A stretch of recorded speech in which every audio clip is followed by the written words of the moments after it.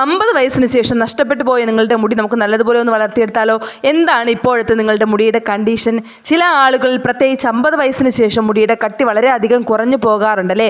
മുടി കൊഴിച്ചിൽ ഒരുപാട് ഒന്നും ഉണ്ടാകാറില്ല, പക്ഷേ ഓരോ ദിവസം കഴിയും തോറും മുടി ഇങ്ങനെ തിന്നായിക്കൊണ്ടിരിക്കുന്ന ഒരവസ്ഥ. എന്നാൽ വേറെ ചിലർക്കാണെങ്കിൽ ഭീകരമായിട്ട് മുടി കൊഴിച്ചിലുണ്ടായിരിക്കുകയും ചെയ്യും.